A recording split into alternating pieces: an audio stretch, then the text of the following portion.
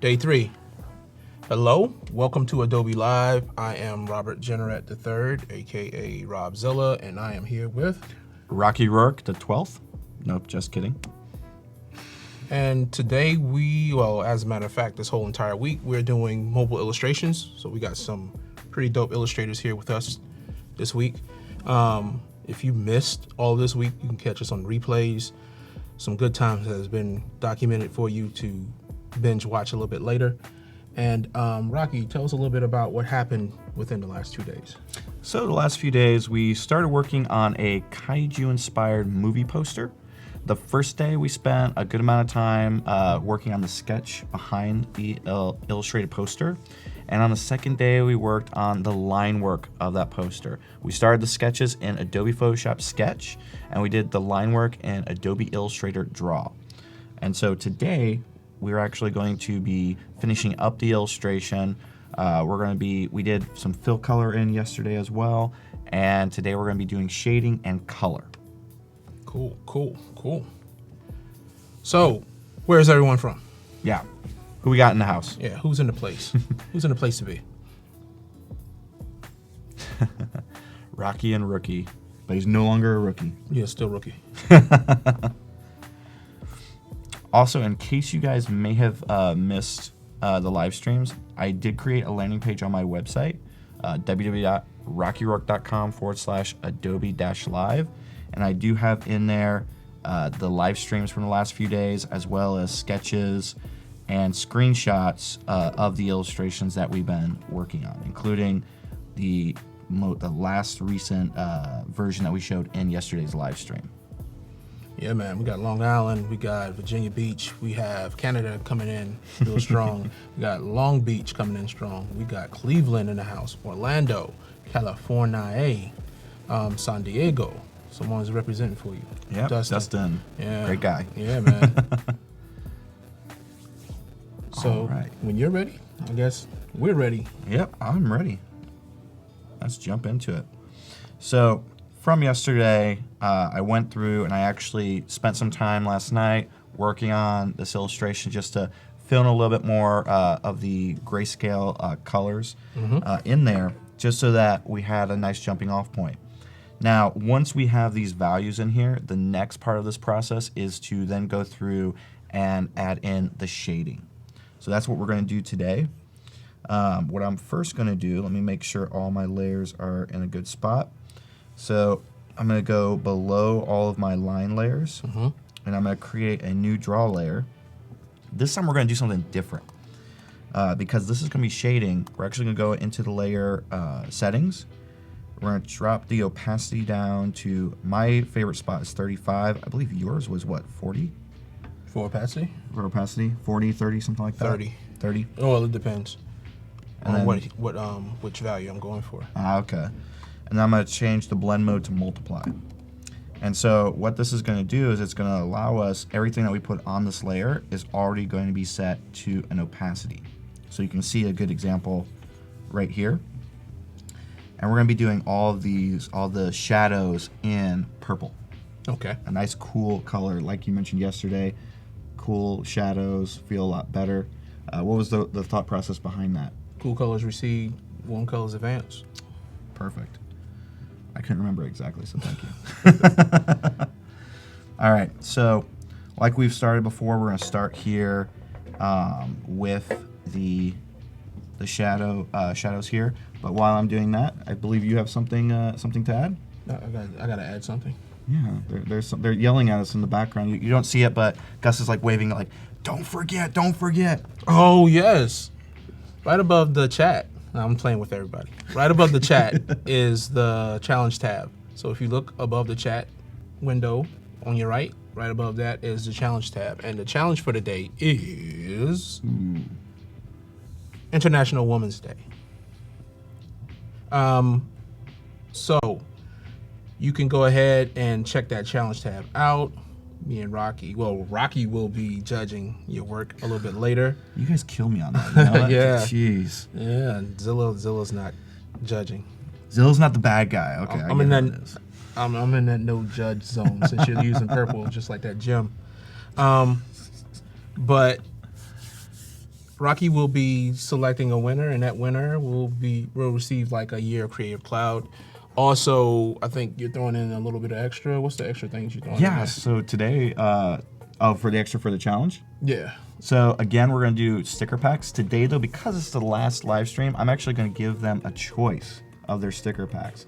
Okay. So if you go to www.slaptastic.com and you check out the store, any of the sticker packs that we have in there, the 2 semi-finalists will receive their pick of any of our previous sticker packs. Okay, so today's theme is International Women's Day. Go ladies, go ladies, Yeah. go ladies. But don't go just because a male said it. Yes, exactly. Yes, that's right. Being politically correct right now. Stroke beard. Was it yesterday or was it today? That's I think it's today. it's today. Yeah, Oh, it okay. was a lot of social media activity earlier. So now I have a nice little question to ask you, and I'll answer it as well. See, I'm actually hosting as well. We're cross doing this. What's an empowering woman figure in your life? My mother. Your mother? Yeah. What's like a good memory for you when it comes to that? Everything. Everything? Yeah. She's watching. She's watching? Oh yeah. I believe my mom is watching. I don't know, maybe. Yeah. So my mom's all the mothers out there. Yeah. Oh yeah. Yeah, for me, like, it's definitely my mom. Like, my mom was a single parent growing up, and she like did everything that she could for me. Did she ever critique you? She would sometimes try to critique Yeah. my work. Yeah, she would sometimes try and critique my work, but Yeah, she would always start laughing, and it's like, I heard something about a portfolio review today. oh yeah, that's right. Yeah. Yes, we're gonna have a portfolio review after, before we announce the winners of the challenge. Oh, okay. Yeah. What's the details behind that? What's the details behind that? Give us the details, Tim. I know you're in there. Adobe Live has also dropped it in there. I believe we're doing like Super Godzilla. we're reviewing three portfolios, I believe. Yeah. Three randomly Three selected randomly selected. Okay. portfolios. So don't get mad at Rocky when your portfolio is not reviewed. Be mad at Gus. No, random. Be mad at random. Be mad at random. Okay. Yeah, he just got hired here too, so he can get in trouble. Random. Okay. Random. Yes. Random.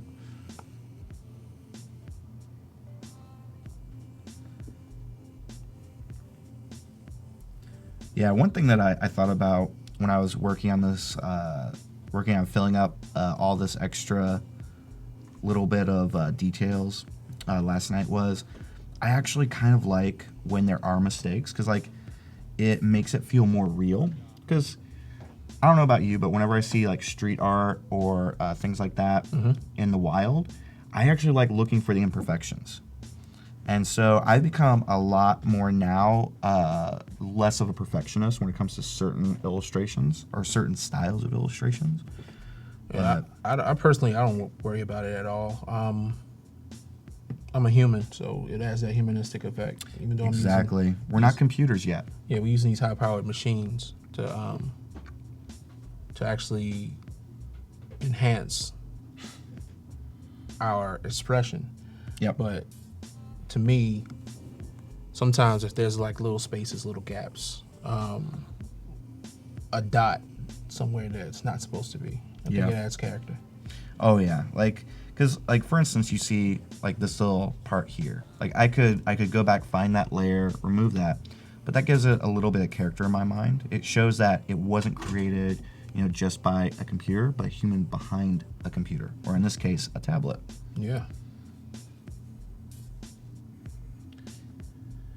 So Rob, how do you feel like you did hosting this time around? Oh, that's pretty good.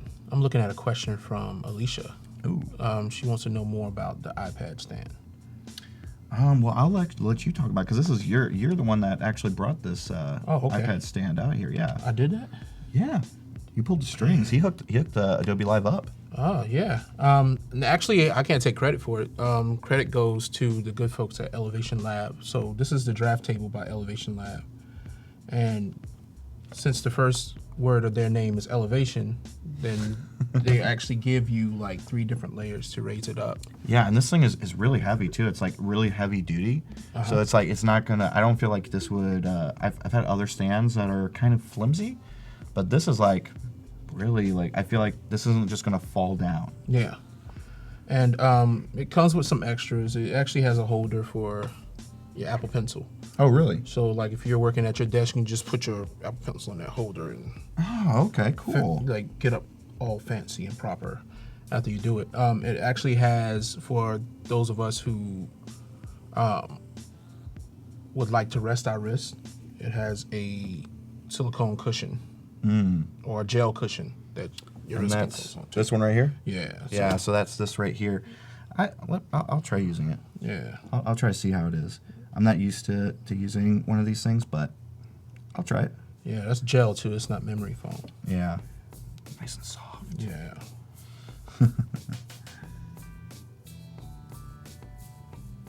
So just like Alicia did, ask us questions.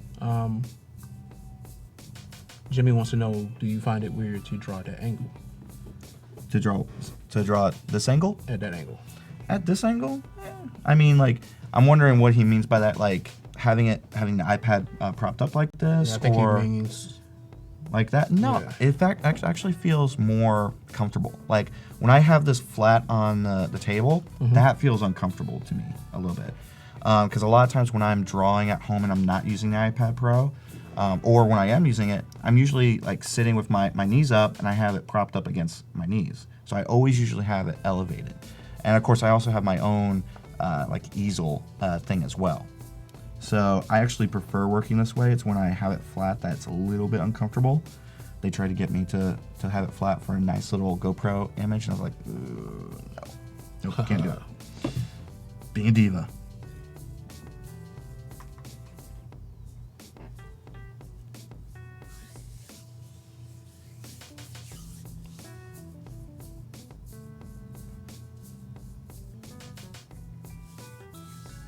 Yeah, he says he enjoys the flat surface. Oh, yeah. I don't know. My neck hurts after a while, flat. Yeah, because you're craning over it. I think though it's to each his or her own. Yeah. Because it's like it's your own preference. Because what works for me doesn't necessarily work for you. What works for Rob doesn't necessarily work for me. You basically just have to find what works for you. Alicia is asking us something that we were discussing in the Apple Store yesterday. Oh, really? Yeah. She said she just got the brand new V2 iPad Pro. Oh. And she says from the earlier generations, it's like night and day. Really? Yeah, because it's like the lag is like almost no lag virtually no lag. Really? Because like I've never had a bad experience with lag or anything like that. So that's really really interesting. I mean, maybe it's just because I'm so used to it that I don't experience it. But maybe if I got, shout out to Apple, maybe if you guys hook me up with Generation 2, maybe, I would see a difference. Jose would like to know, what's your workday timeline? How much hours do you spend? Oh, working? God. Oh, that's a hard one. Honestly, like I don't pay attention to time so much. Like I can tell you how my schedule normally looks. I wake up at about 6 to 6:30 in the morning, and I start working at about maybe 9 o'clock. I give myself like a good amount of time. Like I do a lot of reading, and I do a lot of content producing, like drawing and doing stuff like this. But I don't actually start working until about 9. But sometimes I'm working till like 11 o'clock at night. It just depends on how many projects I've got under my belt right now. Like I can tell you right now, when I get back to San Diego, I'm probably going to be working late hours of the night. Maybe I'd say I work 4 to 12 hours a day. It just depends on like how many projects I have at that time. Oh, cool. But sometimes, even when I don't have a lot of projects, I'm still working. I'm still hustling, still creating YouTube content and things like that. So you always have to be working hard when you're a freelancer. There's really no such thing as a day off, kind of. No sleep. No sleep. Holly wanted to know, do you follow anyone for inspiration? Oh, yes. I think I might have mentioned it. Maybe I didn't. But I have a Pinterest board. And you guys can just search in Google Rocky Roark Pinterest, and you'll find my Pinterest board. And I have over 8,000 illustration pins. And so I'm always going through every day during those early hours. I'll go through Behance, Instagram, Dribbble, and many other sources. Behance. So fancy. Yeah, Behance. I'll go through all these different sources, and I'll just start pulling illustration inspiration, branding inspiration. I even have folders for UI UX, just because I like to diversify my inspiration. And once in a while, like when I am about ready to start a project or I'm working on something fun, I'll like look through the inspiration. Like, for instance, if I'm trying to figure out, how I want to draw like hands for a character, or maybe how I want the like foliage to look, I will sometimes like look at how other people have done it, try some sketches out, and then go from there. I never copy, but I definitely love looking at other people's work for inspiration. But some of my favorite illustrators is Robzilla, of course. But Andrew Kolb is a big one. Matt Koffenberg, Christopher Lee, The Beast is Back, Luke Flowers, Joey Ellis, and Brad Woodard, and Adam Grayson. Those are definitely some of my favorite illustrators, and their work is all on that inspiration board if you guys want to check it out. So, I love this name, Alfa Romeo. You want to know, how do you know when to say the opposite of go to a drawing? All that rhyme too. I got bars. Yeah, I know, right? You're on point today. Bars, son. So I'm wondering if he means like for freelance or for personal. I'll touch both. So with personal work, I'm always coming up with ideas. I have both digital and analog idea books where I just constantly am adding things to them. And a lot of times they'll just sit for months, if not years, not doing anything. But when it comes to freelance work, for me, I used to, when I was a lot younger, even though I am young, I would say yes to every single project. And especially when you're starting off doing freelance, you kind of have to, because you have to build up that portfolio. But as time has progressed, as I've gotten more and more work and I've got my name out there a lot more, I tend to say no a lot more than yes. And usually it comes down to the actual client.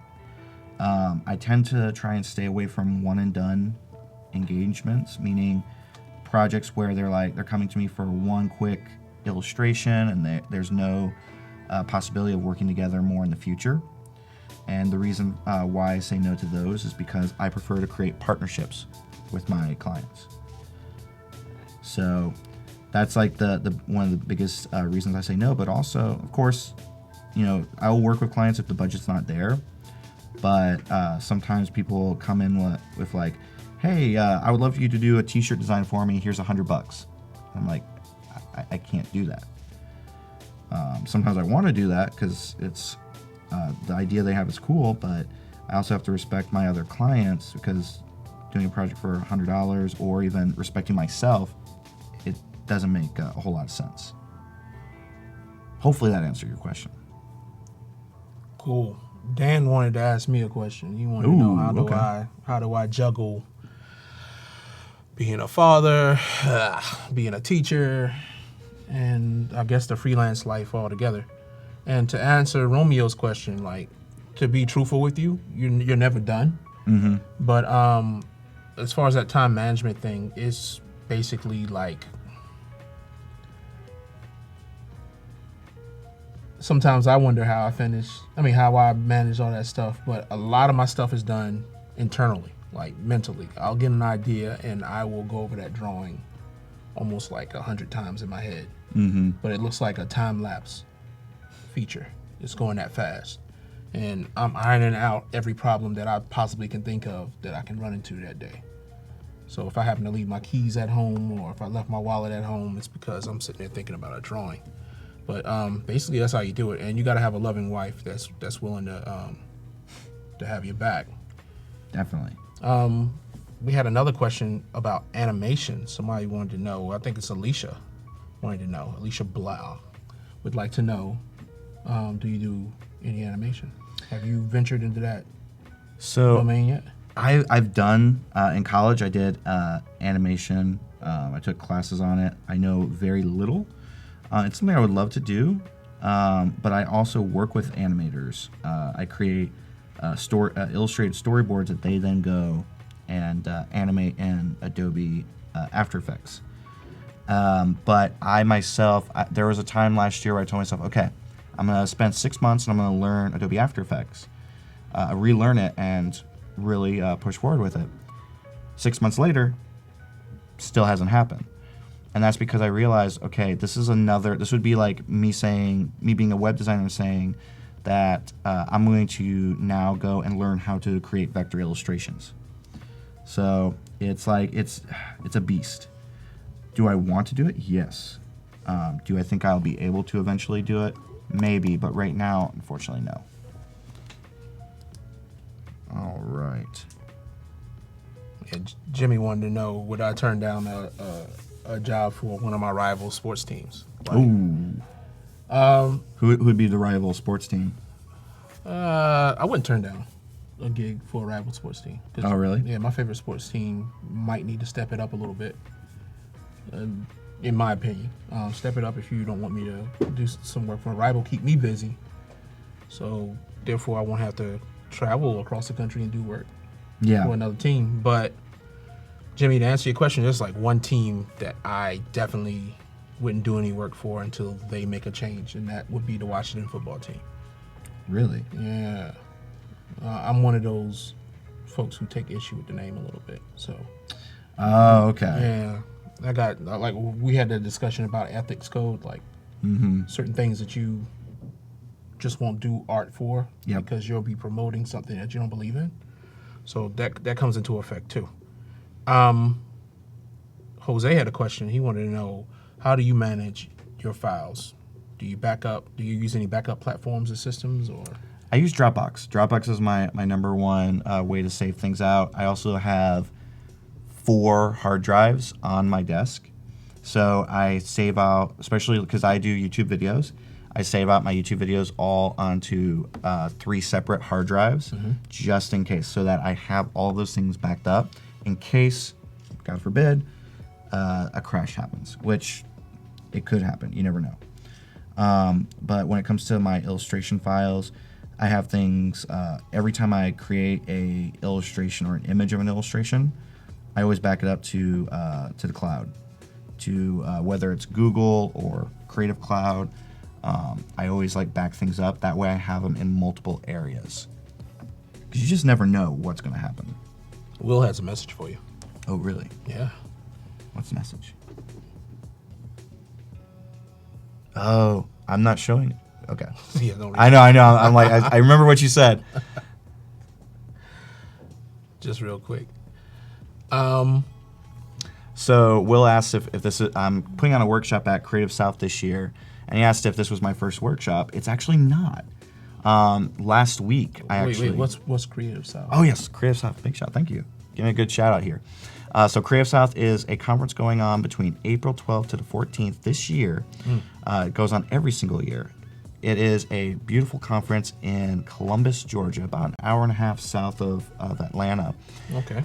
And it's going to be having so many different creatives, illustrators, letterers, brand designers, web designers, and there's even developers. That was a big shocker when I started seeing developers coming to this conference. And I'm going to be putting on a workshop there on character design. Oh, cool.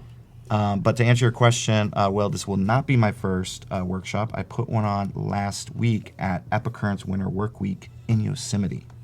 So I'm going off of 2 weeks of traveling right now. I'm exhausted. I feel like Robzilla sometimes. Yeah, you sit around me, you'll get tired. Oh, yes. Yeah, it's old man disease is contagious. He'll start yawning and I'll be like, don't make me yawn. So, just a reminder, everybody, we have today's challenge where you can win a whole year subscription to the Creative Cloud. It's right there in your chat. Over to the top of the tab, click on challenge, and you can see all the juicy details on our topic for the day. And our topic is International Women's Day. Go, ladies. It's your national day.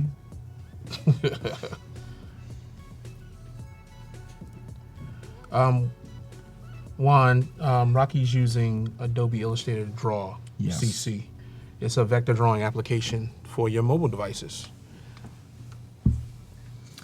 All right.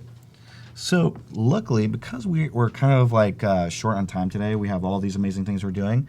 I actually went ahead. We're going to stop here on this because... Oh, okay. You're going to show us some magic. Yes, we're going to show some magic because I already finished this up last night. All right. Sitting in the shadows and everything, the shading, so that we can now jump into color. This is something that people are always excited to talk about. They always love watching me work in color. And so this time I can show people how I do it in Adobe Illustrator Draw.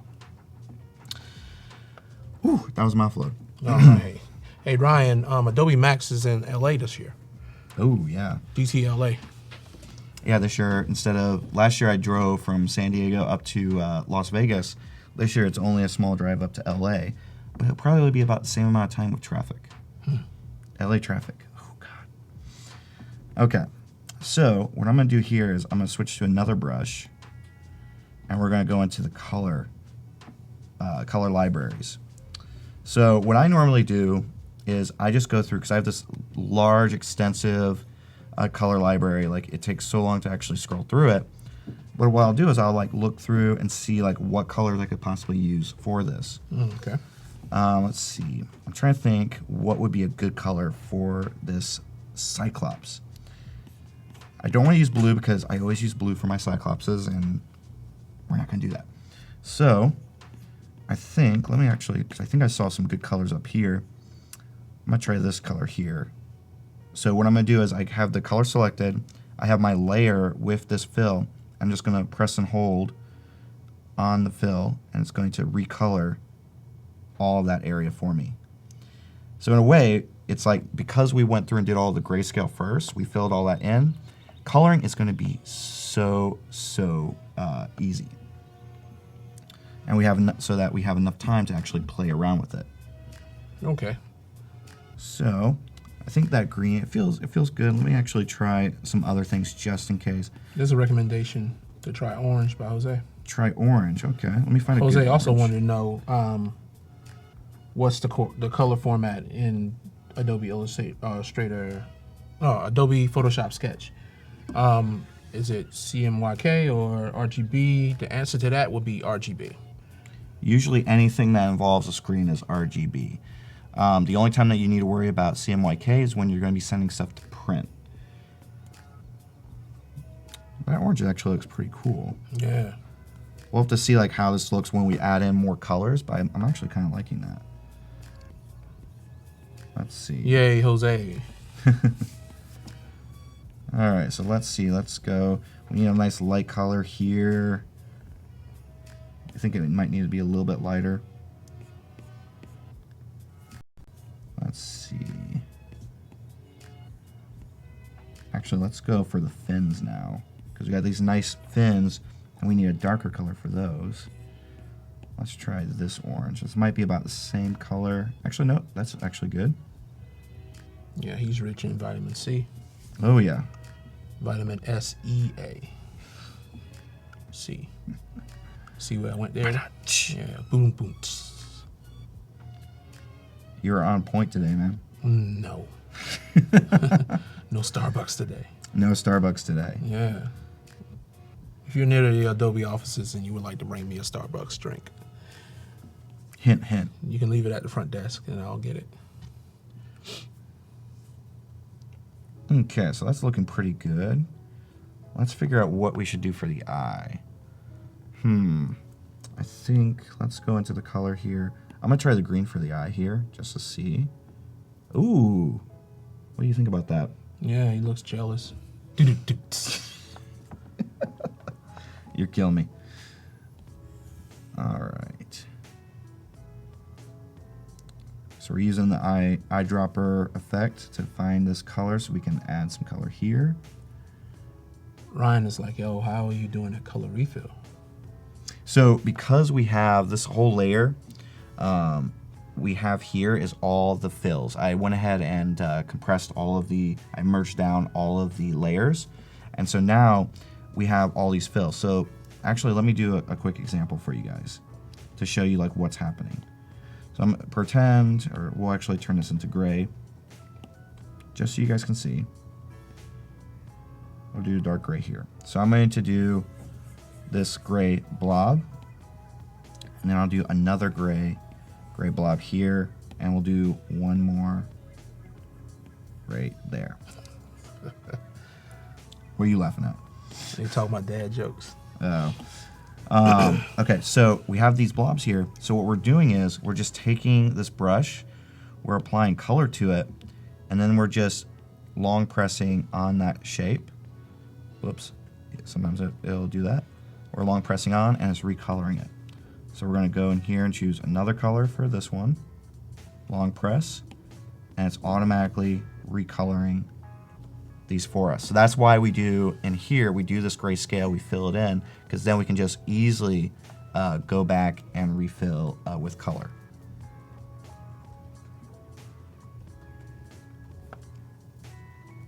Oh, and you know what? I just realized the reason why he asked that is because I do not have, let me go into my settings. What he's doing right now, folks, is he's going into his settings. He exited out the project settings, and now he's going into the app settings, and he's turning on his in his preferences, and he's turning on show touches. Show touches. So now you can follow along with him, and you're gonna see some weird orange dots. Yes. That's just not pimples or boogers flying out of the monster's nose. Yep. Those or are laser actually, pointers. Yeah. Those are actually where his fingers are positioned. So when you see two, that means that he's doing a pinch gesture. You see one, then it's the Apple Pencil on the screen. Okay, actually, let's see. I like that. Let's go and grab that orange again. I think Anita's offering me some UFOs. Ooh. Yeah. She's like, what about a couple of UFOs? I'm guessing that she's probably talking about adding them into this illustration. I think we're far along enough to where it's like it's probably not going to add anything to it. It's just like going through and recoloring at this point. I don't think they'll get along with the helicopters. Yeah, very true. Because then it's like the helicopters are trying to attack them. Where are the UFOs doing? Are they trying to attack the creature, or are they trying to attack the helicopters? All right, this guy's looking pretty good. Nice and bright and vibrant. Handsome. Yes. He's no Robzilla Godzilla, but... Yeah, man. I'll get you back for that. Got a special delivery coming in today. Oh, God. Cherry tomatoes. You're evil. You're so evil. All right, so let's see what we can do here. Like, let's play around with the background a little bit. I think that's a little too dark. We probably need to go lighter. I think we need to go nice. Were you going to suggest something? Oh, no. No. Oh, no.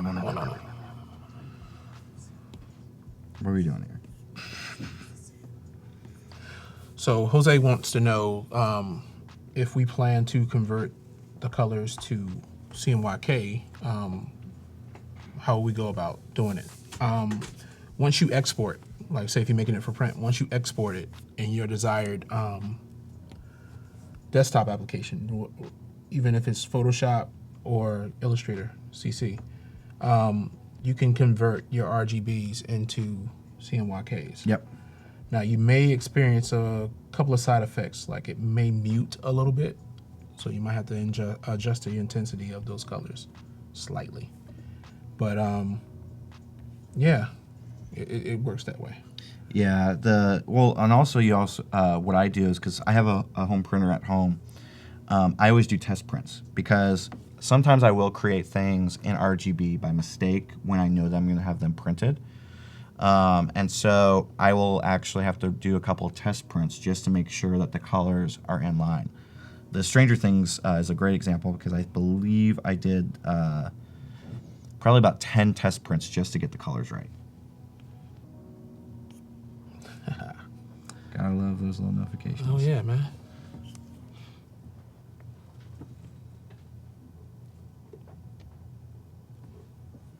So, ladies and gentlemen, right there. That's the shot clock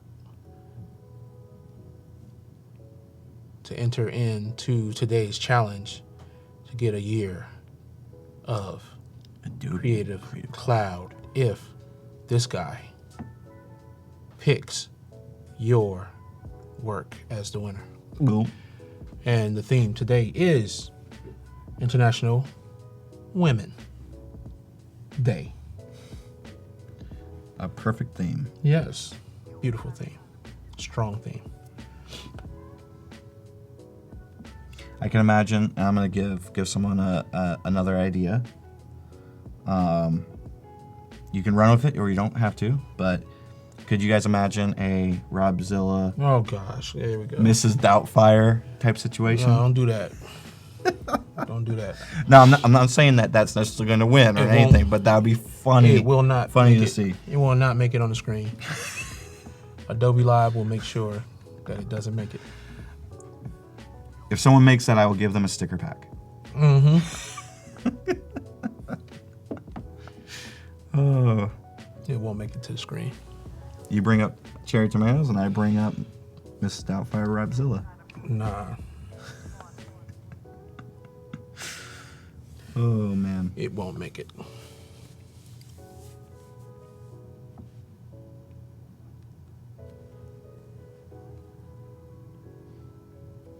Are there any copyright concerns with the Stranger Things stickers? Jim wants to know.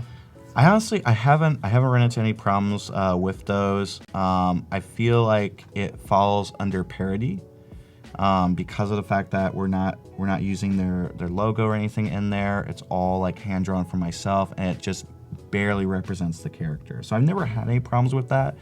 People always ask me, especially with Slaptastic, if I ever run into copyright concerns, and it's always usually parody. If someone creates a sticker that might fall under copyright restrictions, I always tell them that they have to redo it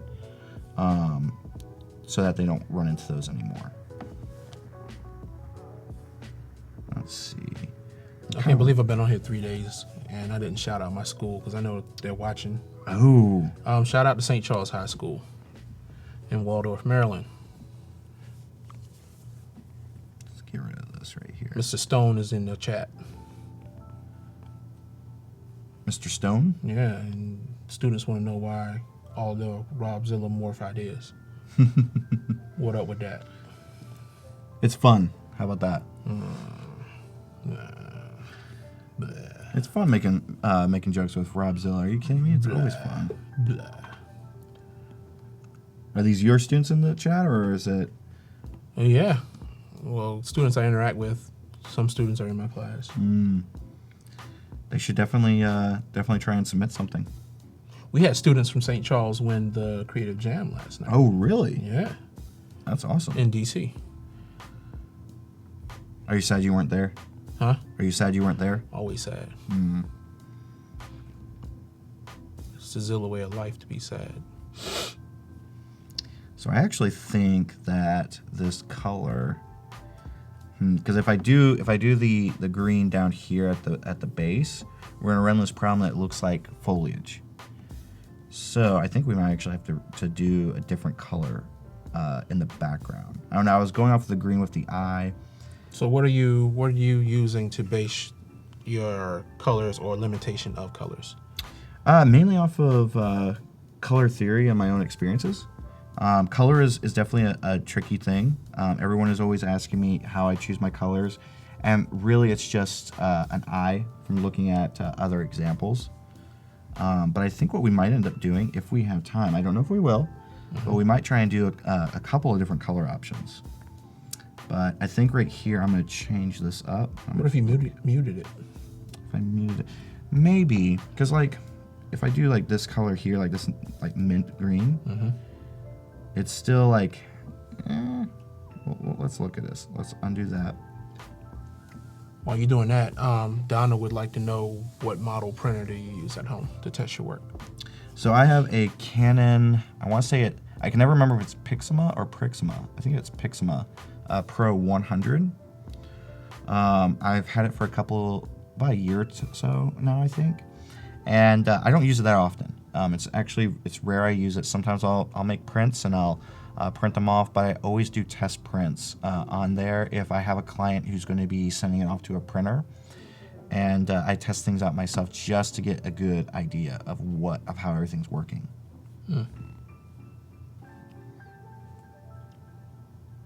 Liam wants to know, since we use Apple products heavy, what would you recommend for the next evolution of iPad? Ooh, that's a good one because I instantly know. A larger iPad. Yeah, you spoke of that yesterday. Yeah. You said about what, 17? Yeah, 17. I would even go larger, to be honest. But that's just me because I'm thinking about Cintiqs and how large Cintiqs are. But I feel like a 15 or 17 inch iPad Pro would be amazing. Like an iPad Studio. Yeah, pretty much. Yeah, it would be the size of a large computer. I think that that would be a pretty good one. I'd be like, yes. I would have the smaller one for travel and the bigger one for at home. All right. Let's see. Let's go and play with this. So make sure y'all get in there, and there's also Adobe Live just posted a link so that you can get, well, you may get your portfolio randomly selected Oh yes. to be reviewed by Rocky. And Rob, you're gonna throw some stuff in there too. What? Yeah. I'm putting you on the spot. It's happening. Too late. It's gonna Rob happen. is going to say it's good, and I'm just going to leave it at it's good.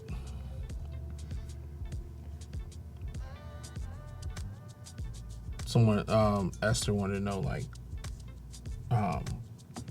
why not a touchscreen Mac?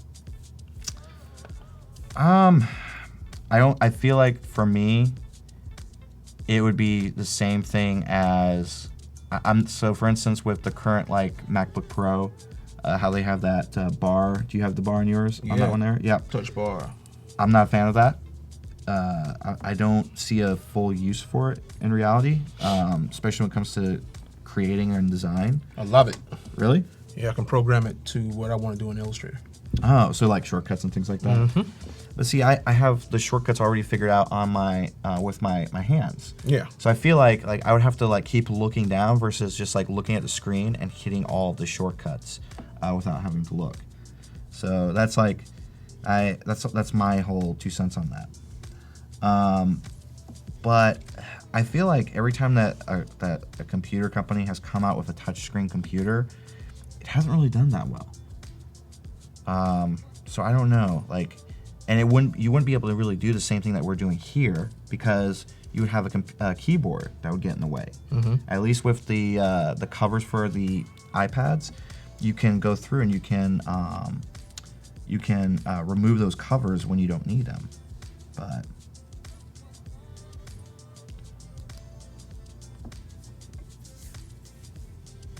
good questions, guys. Yeah. Keep them coming.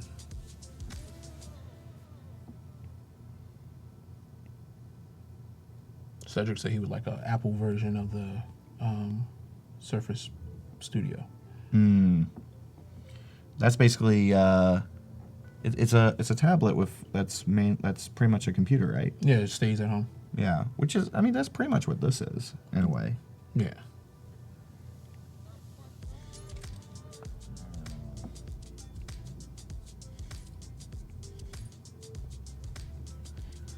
Okay, things are looking good here. Yeah, we might have some time to go through and do another color option, or at least attempt to do another color option. So Justina just joined us. Hello, Welcome. Justina. I'm not sure what time of day it is at where you are, but good what time of the day it is where you are. Rocky is actually working in our vector drawing application called Adobe Illustrator Draw. Yeah, I'll be honest, like, and I think I mentioned this yesterday, when I decided to do a poster like this, I honestly did not know how it would turn out. I was a little nervous about it because I've done this in Adobe Illustrator, but I haven't done this in Illustrator Draw. But now I actually think that I might do it more because it's a lot easier than I thought it would be. Yeah, man, we got a heated debate going on about Uh-oh. touchscreens and everybody. Oh, everybody's getting their 2 cents on it? Everybody's dropping knowledge on and throwing out their wish list. Yeah, so if you see your wish list become a reality soon, you know that it happened on Adobe Live. They saw it and they're like, we're going to implement it. You think they're watching? I think so.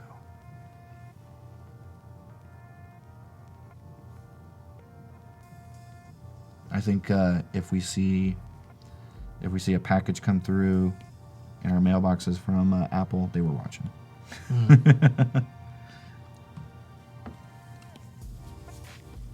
Got a music inquiry. Somebody want to know what the music is playing in the background. What is the music playing in the background? Yeah. Oh, I guess they don't know the technical aspects. We can't actually hear the music. Yeah, we can't actually hear the music. Yeah. What is it, Gus? It's a silent disco. It's what? Andrew Applepie is the person. That's what the Adobe Ghost just said. Chill Hop Records and Andrew Applepie. Chill Hop Records. You know, I actually heard a beat of his on a Kohl's commercial. Really? Yeah.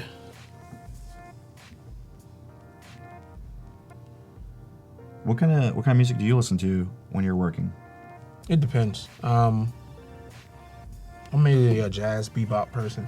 Oh, yeah? Because I'm old. And, you know, it goes well with fiber.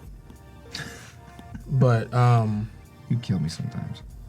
like, I guess if I'm working on something, I try to find a music type that you wouldn't normally associate with it. Because it might spark an idea or a different twist I can add to something. Yeah, for me, I have. It depends on what if I need to get something done super quickly, or if I need like get into zone, I will actually listen to on Pandora. I'm a Pandora person, not a Spotify. I apologize, people. But I actually will do Backstreet Boys, the Backstreet Boys playlist. Yep. Listen to Backstreet Boys, NSYNC, Britney Spears, all those fun ones. And then, but sometimes like if I need like high energy or if I want to do like a lip sync, like Instagram story, I'll put on like Katy Perry or Bruno Mars and things like that. But I listen to a nice array of different music. So everybody out there, what do you listen to when you work? Yes. We're going to start bouncing some of these questions back at you guys. Okay. So I feel like right here, like we have, like this is a great first pass at color here. Solid. And so I think what we're going to do is I'm going to show people how you can duplicate in Adobe Illustrator Draw. Pay attention. So you can go up here to your top right corner and you can do select documents. We're going to select this here and then we're going to hit this middle bottom icon and it duplicates the document for us. So now we can go in here and keep that original version and go here and change up the colors. So I think for this one, I'm going to actually do the actual creature in green and do the background in a different color. Actually, let me do the background first. So I think what we'll do is we'll do like a pink magenta type color.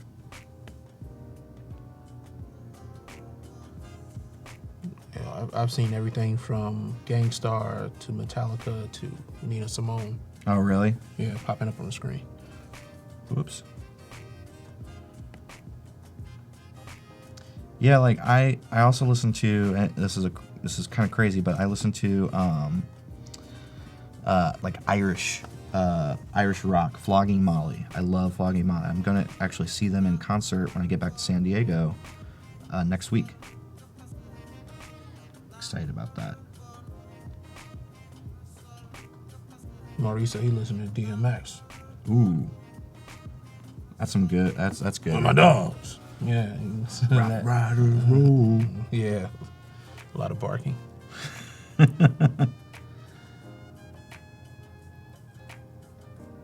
How are we doing on submissions? Are we getting like people submitting or? I've seen one. Let me double check. Yeah, pretty much same. Come on, people. They don't want to. I think they're getting hip. They don't want to expose what they have too early. Oh, Because then somebody okay. can take an add on to it. Yeah. It's biting season right now, so there's a lot of biters out there. All right. So I will say this: there was one like tricky part with this, and that is because I merged all of the fill layers. I was going to recommend something. Yeah, it's so much harder to, especially like you saw how I had to go into each one of those. When it was on its own layer, it would have been so quick and easy to change that color. I know. I felt you judging me, Rob. I don't judge. That's why I'm not doing that critique. I'm gonna be like, it's good. I don't judge at all. Oh man. The way someone works is the way that someone works. Yep. And that goes into defining a person's style because that's the comfort zone that they're willing to work in. Yeah. I agree.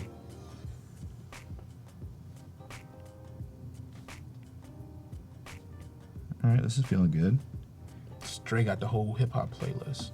Stray Dilla, MF Doom. That's one of my favorite rappers. Oh yeah. Yeah. Ooh. Actually, let's do this lighter green. It's a little too dark. Oops. As a matter of fact, for Halloween, I'm gonna get me an MF Doom mask. Oh yeah. Scare the heck out of children in my neighborhood. You love scaring kids, don't you? Fun things that old people think about.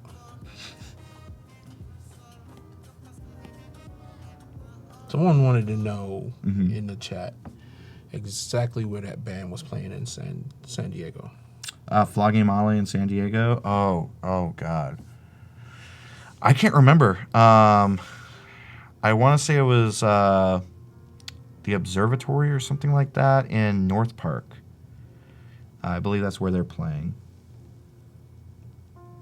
I saw them. It's actually a funny story because I've seen them in concert one other time, and it was the week before my final week at my old job.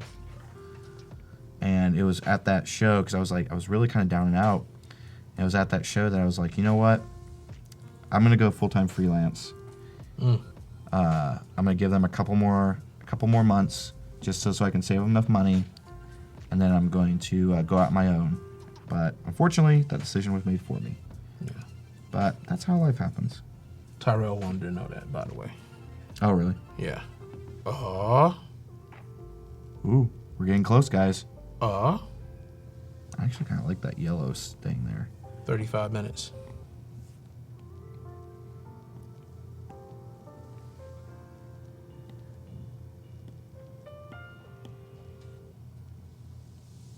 So to answer Thomas' question, in Illustrator Draw, they don't have the custom brushes, but inside of Photoshop Sketch, Yes, and they Photoshop do Sketch. have custom brushes, and you can even create custom brushes yourself using a little application called, or a little big application called Capture, Adobe Capture CC. Yep.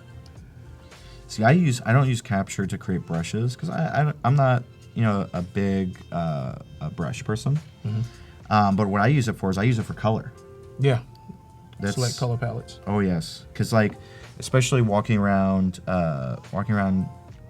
San Francisco, like there's so many beautiful street art murals out there that I'll just like take a picture, or else if like I'm waiting for a lift or something like that, I'll go through and actually pull up the app, take a photo, and create a color palette that way. Some of my color palettes that you see off to the side here were done using that same technique.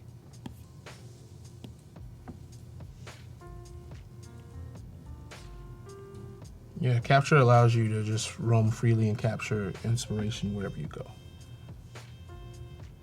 Be careful, like if you see someone with an outfit on and you want to capture the colors for it.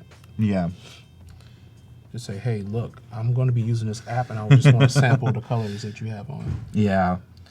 I actually I did that in San Diego. When I walked around and I was going through and just taking photos of murals, and I got chased off by a homeless guy. He was like, "Why are you taking a picture of my tent?" I'm like, "I'm not taking a picture of your tent." Should have been like, I work for MTV Cribs. Yeah, that would have been a good one.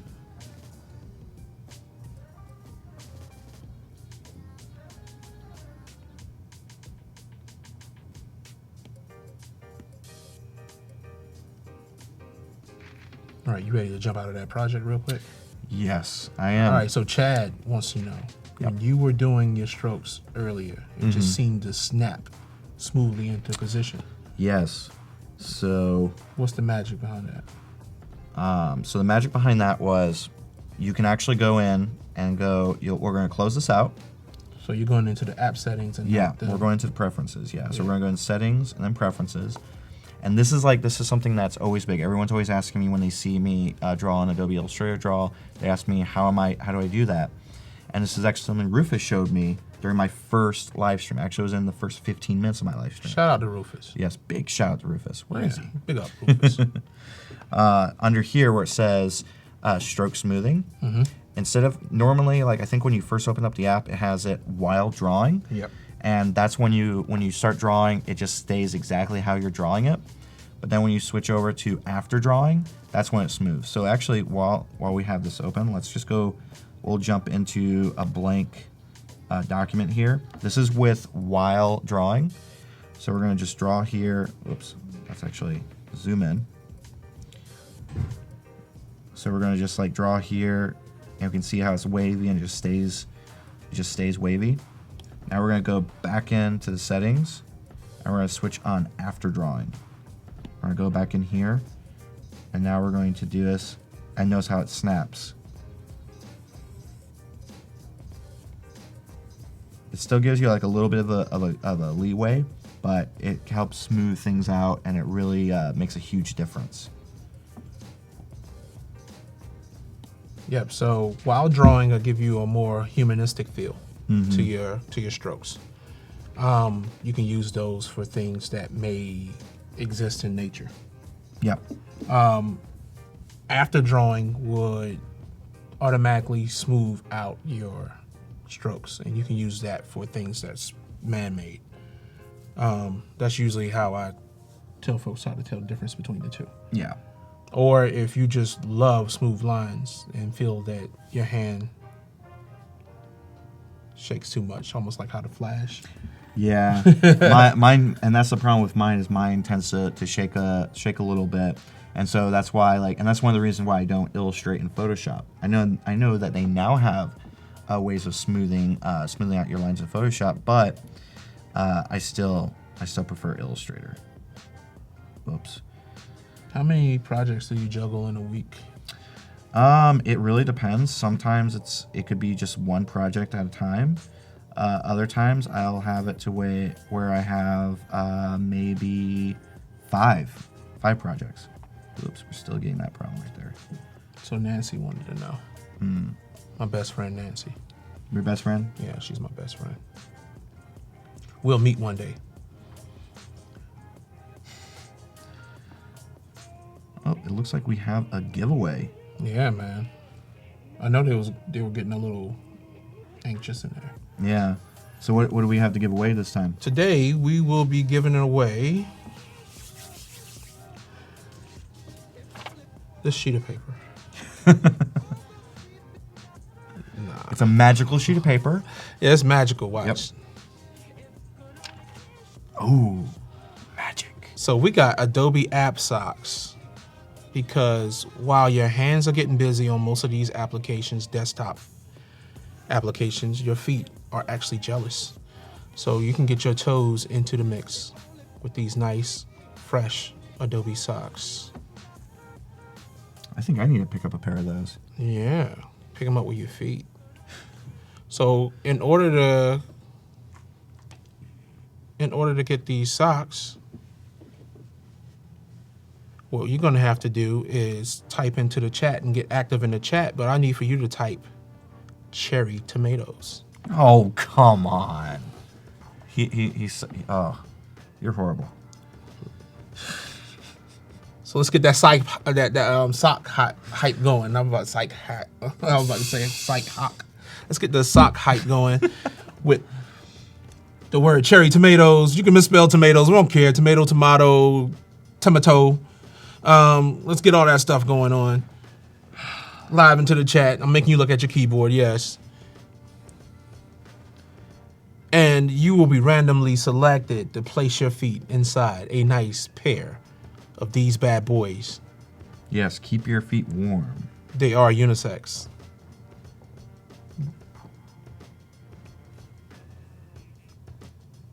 Mr. Beautiful hand model here. Yeah, I got the most hangnails ever, but I'll run with it.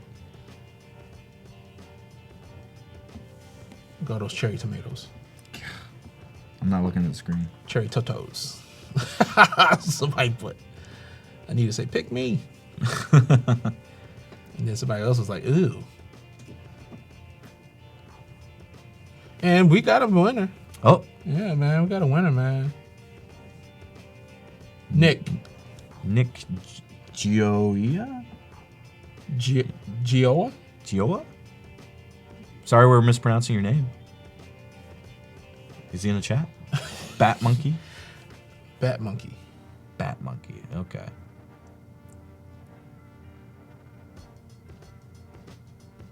Yeah, man. So Nick, man, get those toes ready, man. Go get a pedicure. We got this going on for you.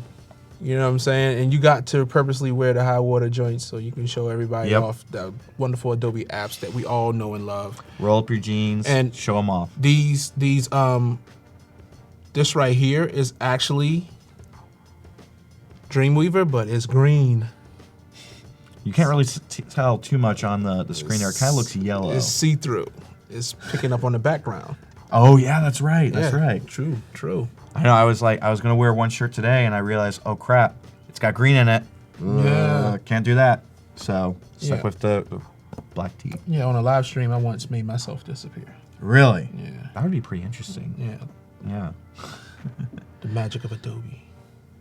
All right, yeah. So I think this is a good color option here. I actually last night, just in case we weren't able to get through the color, I actually went through and created this version here, which is pretty similar to that last version, except for we have a little bit more purples in it. But I wanted to I'll talk a little bit about why I did what I did here, which is we have this green creature contrasting against a pink reddish background. And that's to really make him pop and really show that he is the main. Yes, make it pop. Or what are you laughing at? I'm laughing at something else. Go ahead. I didn't mean to interrupt you. See, always interrupting you. No, to make him pop against the background. Don't you guys love when clients say make it pop? Well, you can with color. And for those of you who might have taken classes in college and know about color theory, green and red, they vibrate off of each other. They really go after each other, and they pop out. So that's why I went with this pink reddish background with this original go at it here. Complementary colors. Exactly. But I do really like this this yellow orange. Do you remember who suggested orange? It was someone in the chats. I think it was Jose. It was Jose. Yeah. Okay. Yeah. So but I'm going off of old man memory, so. Yeah. Helen said she just wanted to see my head float around. Oh yeah, that'd be pretty cool. Yeah. Floating. Yeah, somebody was like Rubzilla. Invisible Zilla. Ooh. Y'all love me, right? I'm gonna get all y'all back because I'm gonna be in a chat later. Oh yeah. Chat fight. Uh-oh. All right, so should you think it's time for us to jump into doing the portfolio stuff? I think it's about that time. We did a good amount here, and we did a good amount of making fun of each other and your cherry tomato trolling. Tomatoes. Tomatillos. Yeah. Different. They're not tomatoes. They're different. Yeah. All right. So don't switch over to me yet. Oh, don't switch over to you. Because I don't have something.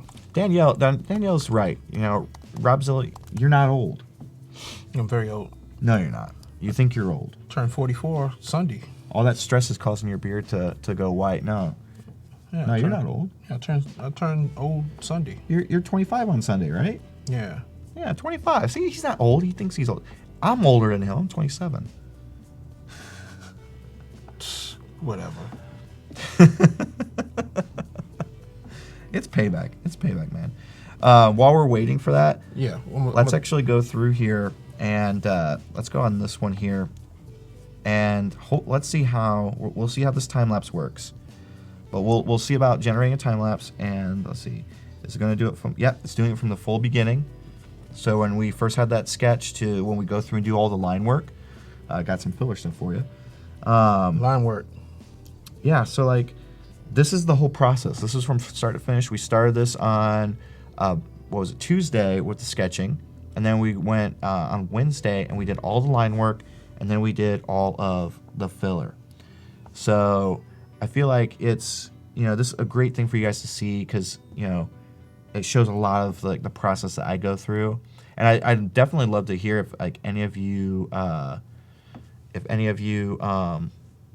at the teleprompter. If any of you do a similar process or like how your process works. You guys don't have to do it in the chat. You guys can DM me on Instagram and let me know. Liam asked, did the time lapses just auto become available for every file you make? They do.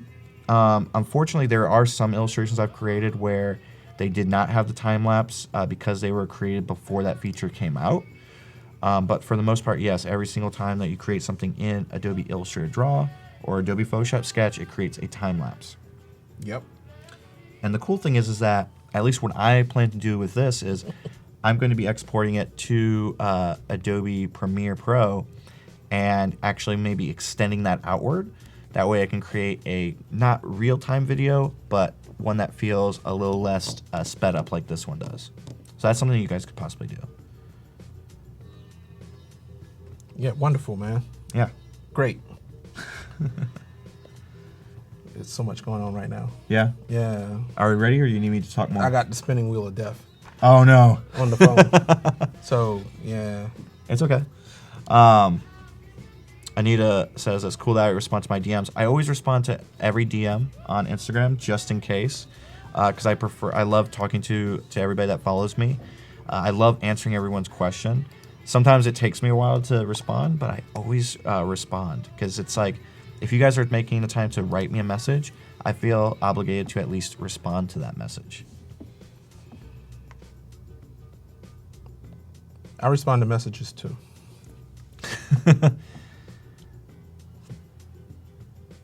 Oh, someone said happy birthday to you. Hey, man. Yeah. I'll take it. Yeah, too bad we didn't hear about that sooner. We could have brought in a birthday cake and sung happy birthday to you. Nah, that's quite all right. I don't want all that. Told you I'm grumpy. I'm super grumpy. Oh, good thing that we'll be switching over to your screen because my Apple Pencil battery is low. Oh, it is? Yep. Thank you, Jose. Luckily, though, 5% on this Apple Pencil lasts a long time. That's really interesting. And they charge pretty quickly, too. Are we good to go? Oh, yeah. Oh, awesome. Yes. I'm sorry I talked too much. Nah. We got one of our best friends in the chat right here. This is Jimmy. Jimmy. All right. Let me go ahead and make this full for everybody so you won't see my files. All right, so can we zoom in a little bit? All right, there we go. What would you like to start with? All right, let's see. Let's start with Samurai Jack down there. Oh, see, that's really cool.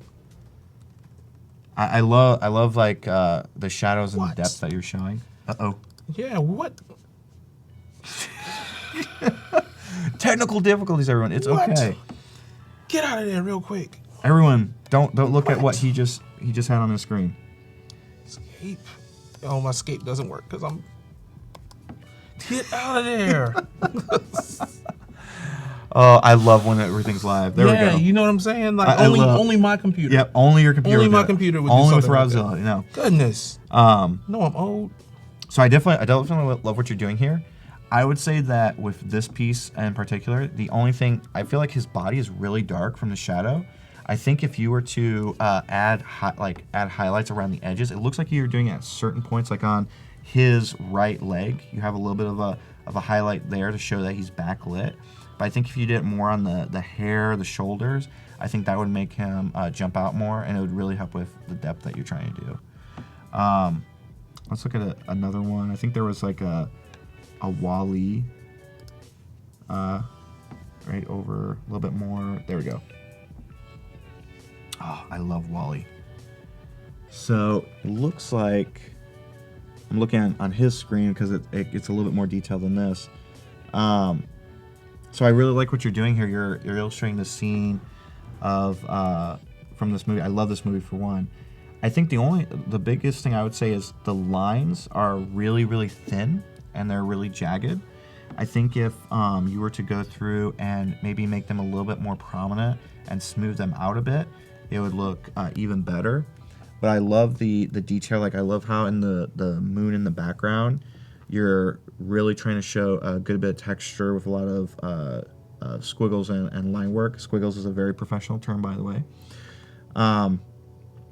I think that also something I would suggest is maybe instead of using black for shadows, try using another color for that. So like you have this like nice blue hue in the background from the sky. If you were to use that hue here for the shadows, it also might help lighten up the illustration a bit.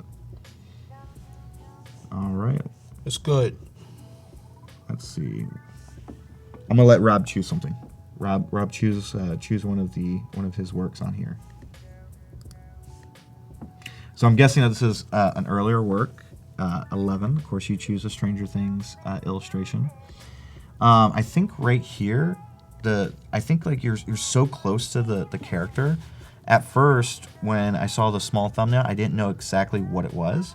I would zoom out, show a little bit more of the body, and try to incorporate a little bit more contrast. Because right now you have these extreme dark objects. Her hand is really dark, and then you have her light face.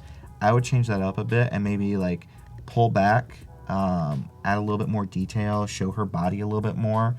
I can tell that it's 11 from Stranger Things because of the bloody nose, but I think if you show like her dress or maybe like a nice strong stance, it would make this illustration a bit better. And there was a reason why I went down to an earlier work, just so there's evidence of some of the progression. The progress that's being made. Yeah, because like what you have here versus what you have for like the Samurai Jack piece, or even I see there's a Star Wars piece there. Like you can see a progression in your work, and so that really helps embody something I always tell people, which is keep creating, keep producing content, and you'll see progression throughout time. Definitely like the Luke Skywalker. I think again it also goes into. I love how you're using the different blues in the background. I think that it would be cool if you try to incorporate those into the shadows. Like for instance, on his clothing, if you changed up, like you have a little bit of that effect with like a light blue shadow on the clothing. If you made the shadows on the clothing also blue, like maybe a similar blue to the very background, that would help cool things off a bit.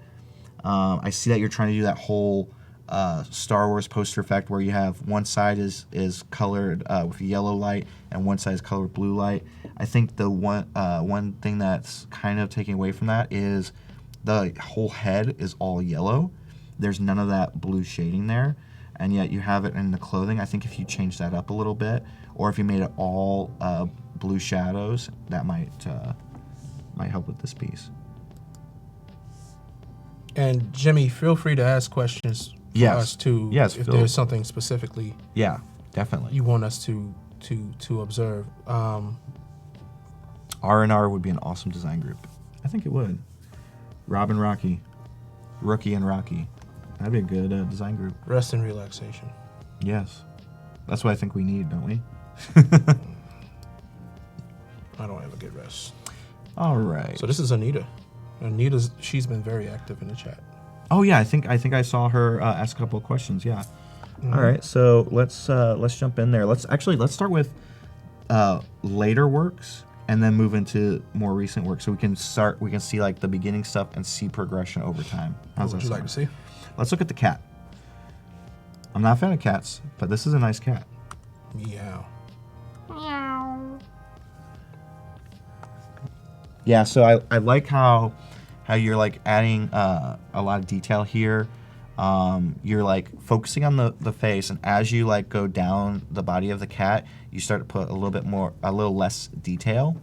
I definitely like the lighting of it. I think that this is something going back to it was Jimmy, right? Jimmy on his with his Samurai Jack.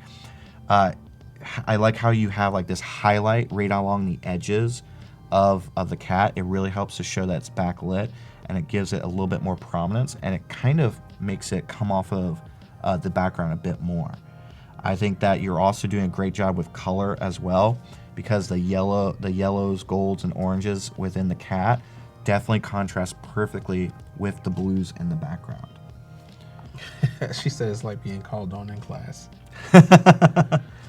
Only recommendation I would make is if we're not going to see all of the cat at the bottom, to crop it off. Crop it off. And make it seem like it's continuing beyond the canvas itself.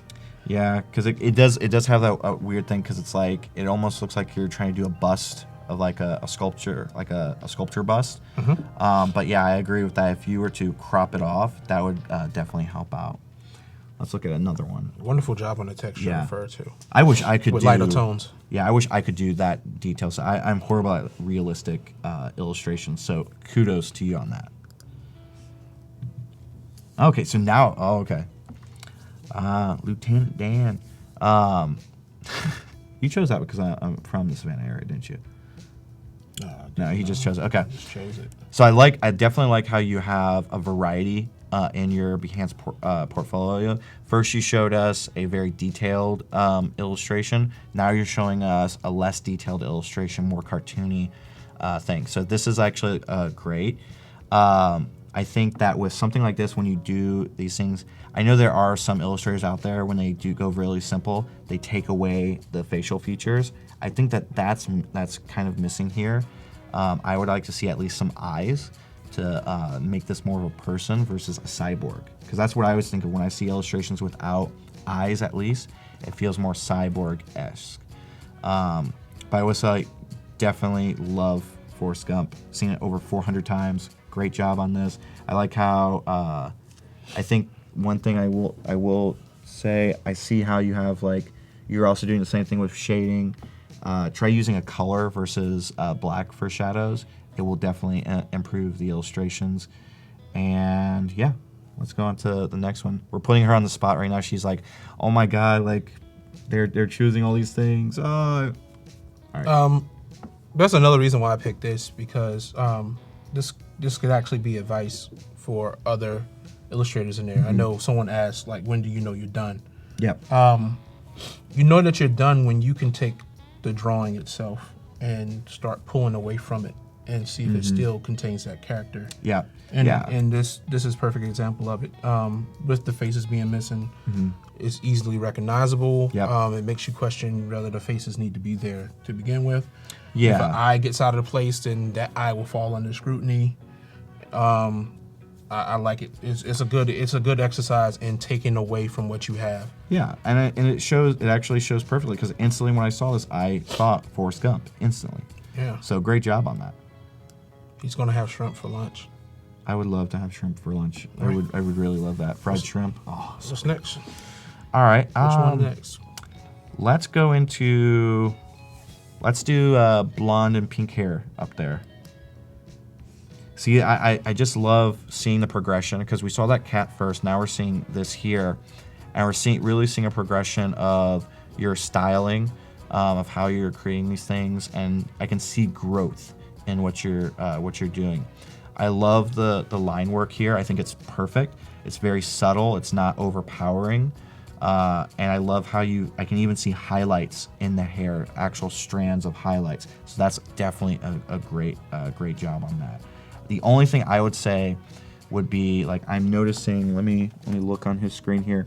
I am noticing like on the back part, on her backside of her hair, you have strokes going along the whole side, so it helps to outline it. But when you're looking at the foreground, I'm guessing you probably might have highlights there, but it's getting lost and it seems almost unfinished. So I would still have those darker lines, just maybe a little bit lighter going across there to help frame that. I would also maybe even suggest having a background color versus just this light color here. Do you have any thoughts on this? I see exactly what she did. She took a photographic stance on it. Oh, okay. Since it's a portrait, I guess she's mixing photographic elements in there because the face is in focus, but as you zoom out towards the hair, it falls out of focus. That's right. So she established like some depth of field like you normally would with a photograph. Mm-hmm. And also another photographic element that's inside of this work is the grain in it, as if she had an ISO turned up. Yeah.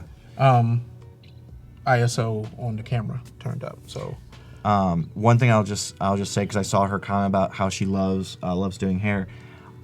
Huge props to you, because that's the thing I hate doing the most. I hate drawing hair. Hair is definitely the hardest thing for me next to hands. So the fact that you love drawing hair and you're really good at it, great job. Like seriously. But yeah, like after you pointed that out, I didn't even think about that, Mr. Photographic Wizard. I agree with that. I still say that it would still be good to have that those strokes on those lines. You can still have that depth of field effect, but for me, I think that's just it. It looks way too more feathered for that. But that's the last I'll say on that. I think because of time, should we go switch to another portfolio? All right. I actually feel like I've seen this portfolio before. Hugo. All right, so let's start with the first one on this one. Yes. Mm-hmm. Because I can already see just by looking through, like you have a nice diverse style. So great job on that. And I love these. I can already tell you, Gus, please send me the link to this portfolio because I'm going to be saving some of these to my illustration inspiration folder. Because I love what you're doing here. I love the line work. I love the strokes and everything. I think the only instant thoughts is just like maybe tone the strokes on like certain areas back a little bit. I think that a lot of the strokes are about the same weight, and if you vary the weight a little bit, you can help add a little bit more detail to it and also help lighten up the illustration. Because certain areas in here, I'm seeing the strokes are really, really thick, and so it makes it very heavy. But great job on this. Like, I don't know what this is, but I'm like, I kind of want that playing card deck, don't you? Yeah. Awesome. Hugo the man. I know better than say something about Hugo. All right. So I'm gonna let Hugo and do it. Oh yay. Okay, so let's go. Let's actually click on that one that you've got there. We're right here. Yep. Right here. No, the top one. Right there. That one. Yeah. This one. Yes, that one. Okay. Vintage mugshots. Yep. We have a little more than 5 more minutes. Submit your stuff. Let's scroll down. Oh, okay. This is really cool. Yeah. I did something similar to this, but not illustration. Not photos? Well, yeah, photos. You recreated mugshots? Nah, I'll let you go through this, and Okay. I'll talk about it later. Let's give Hugo his props. Hugo, you in the chat? Yeah, I don't know if he is. Yeah, he is, okay. I honestly can't say anything about it because I really like this. I like what you're doing here. I like, you really made these the illustrations dark and dirty with texture, and I feel like it's and he's got that texture on there too. It definitely feels like Archer, that cartoon Archer. I definitely like what you're doing here. I can't really zoom out and scroll down a little bit. I'm gonna let her continue to give you that look. I know that. I said I wasn't gonna really say anything back. No, her look. I know, like Look on the her evil face. look. Yeah. Yeah, I love what you're doing here. I like you're also using color too in the faces, and it's really oh my god. Yeah, I like the mapped out tones. It forces the eye to mix the colors. Yeah, definitely. All right, let's jump to another project. All right, I'm gonna let you choose one. No. No? Ooh, Breaking Bad. Gotta love Breaking Bad. Yeah, he's not afraid of color. Yeah, and I love. So I definitely love what you're doing here with the halftones. I think the only little criticism I would give here is I feel like there's too much like other colors in here. The green is really overpowering to me. But I love how you're overlaying the faces in blue and red. I think that that's really powerful. But there's a lot going on. All right, let's scroll down and see what else he's got in here. Oh, okay. So I'm wondering what series. Big and small screen. Ah, okay. So I guess independent and television shows. Television and movies. Okay. Yeah. See, like this, I love this effect, that 3D effect where you're taking the blues and the reds and you're pulling them apart. I love that movie. Which movie? Oh, Scott Pilgrim vs. the World? Yeah. Yes, that's a very good. I love the music in it, and it's so animated into itself. Should have did a second part. I know, right? So sad they didn't. Yeah. This would have been perfect for last week. They had a challenge of movement. Oh, really? Yeah. So this offset actually creates motion. So Yeah, I wonder how it would be if you had it to where it was like, instead of just two colors, you had them like doing a blend where step to step into like a purple and then going out to the red. I don't know, that might be something to think about. That was a good movie, Her. I will say this, I like the fact that you're really, even with these, you're showing a lot of diversity. Oh yeah, that second one was True Detective. I love. I don't know why I didn't think about that.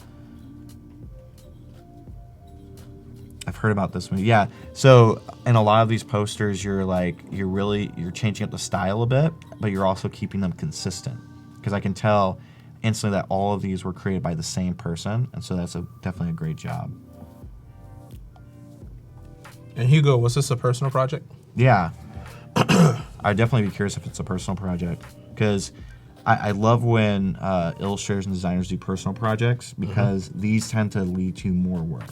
I find that when I do a personal project, I actually get more clients from it, more inquiries about it and everything, than when I actually post client work. And I'm always curious why that is. It's still interesting. Yeah. Awesome. Yeah. Ooh, you got an appreciation by the man. I'm gonna go back and do everybody's like that too. But while I was thinking about it, yeah. So those are our 3 portfolios. Yep. Less than a minute. Yeah. Somebody else really appreciates Scout Pilgrim out there. So yes, we got Less than a minute to go. Almost had the wrong finger up. Well, down, but yep, less than 1 minute to go.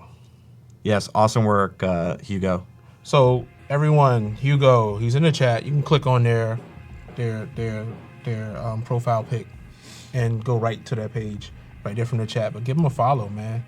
Curious to see how these progress even more. So we got Hugo, Jimmy, and Anita, right? Anita. Yeah, definitely. Give a follow to each one of those amazing illustrators. Like, great job, everybody. Yeah, you're gonna get a parking ticket for this one. Yeah. You know, I actually feel like I walked past that area in San Francisco yesterday. The driver was swamped. Yeah. But yeah, man, what you got going on in a second? Oh, let's see. I actually have to replug up my iPad because I didn't. Over here. No, over here. Wow, it's over here. No, it's a. Yeah, time's up. Oh, it's time's up. Yeah, time's up. Oh crap. Time's up for that. All right. So, what are we gonna? we're not gonna jump right into it. No, we're not gonna jump right into it. No, Okay, no, we're gonna jump right give him a breather. Yeah. Have our little Adobe elves Yeah. go through. All right, let's see. I'm trying to think of what would be a good thing to share with them. Because we talked these last 2 days, we talked a lot about Adobe Illustrator Draw, but we haven't talked about Adobe Photoshop Sketch in a while. So actually, let's jump into there. I'm gonna reopen up the sketch. Yeah. So a lot of people, they ask me a question. They're like, when do you know when you should do digital sketches versus traditional sketches? And the truth is that for me, I'm always switching in between. If you guys remember, let's see if I still have the image saved in here. You guys can see this. Let me actually transform this so you guys can get a better look. You can kind of see with the overlay. Let me bring this forward.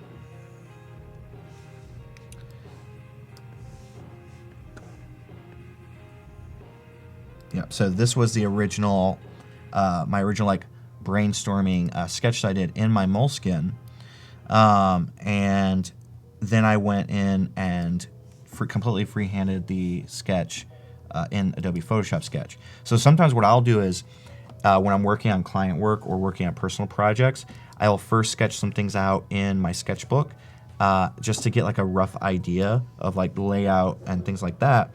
And then I'll move things, then I'll go straight into digital. And like for instance, the only reason why I brought this image here into Photoshop Sketch was just so that I could share it with you guys. But normally I'll just have my sketchbook right next to me and I'll just like, I like how I did that. Or for instance, like you notice in the sketch here, I had the Golden Gate Bridge in the creature's hand.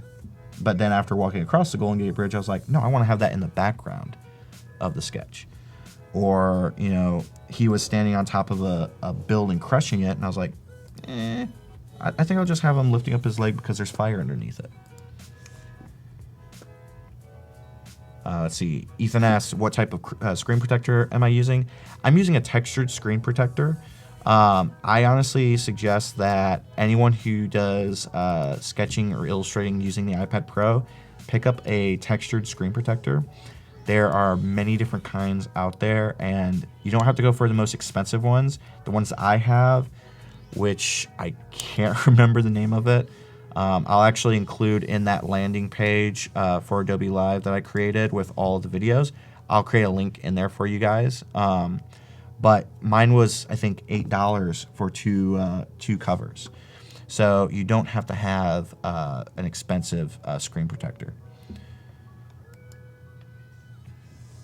Dre V asks, does the texture screen protector dull out the colors?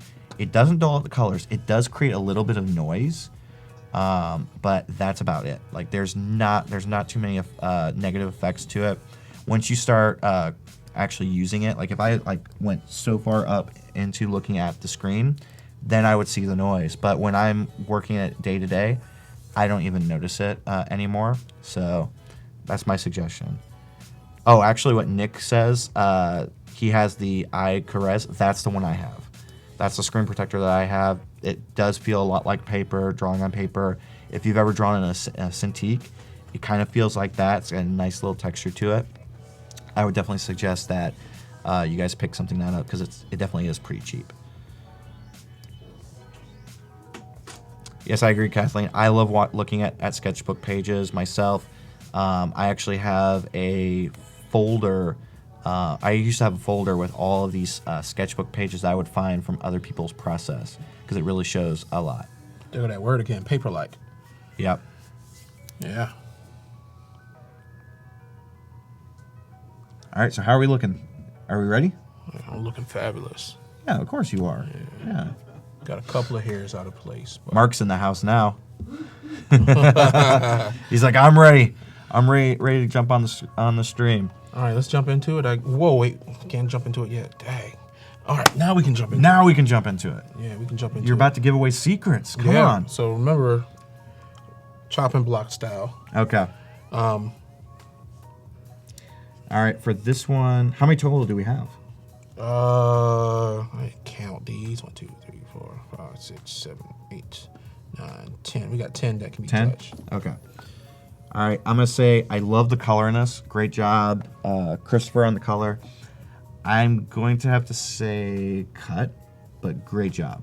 Shout out to Christopher. Yes, big shout out. Ooh, okay. Bow down. Ooh, I love the power behind this one. Yeah. Great job, Wayne. I'm going to say this is next round. Okay. Oh, bringing Rosie the Riveter. You know what's coming. Yeah, of course. Like that's like the most iconic woman's image. My muscle bigger than mine. I'm gonna have to say great job on this, Lisa, but I'm gonna have to say pass. I wish I saw eyes in there.